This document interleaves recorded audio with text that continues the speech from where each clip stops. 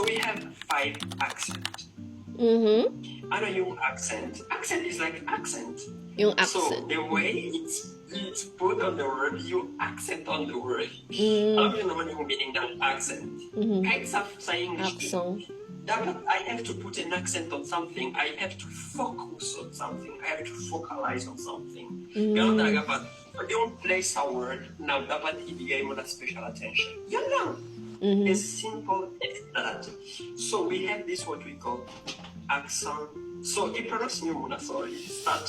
I like starting my pronunciation. So yung Accent. second colon. Okay. Yung yes. Accent aigu. Yung sa name. Aigu. Aigu. Wow.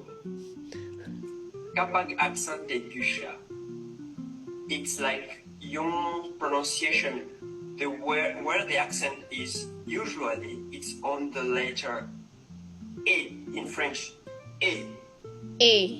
And you have to give the sound like a longer sound. A. Yes. Like it's gonna be not really like a long A, like sharp sound. A. When you see that, ibig sabihin, hindi mo sasabihin A. Isabihin A. A. Yes. So when you see that accent, you have to put accent there. It's the simplest way. So nakita niyo yung example, yung word. Ano yung Example. word? Yes, yung word sa accentic. Ano yung École. École. École. École. École.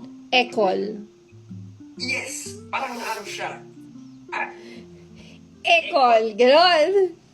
Oh, yung accent yun. That's the accent. Ibig sabihin doon sa A, mafo-focus nyo po dyan sa A. So, école. École. Later on, we see other words.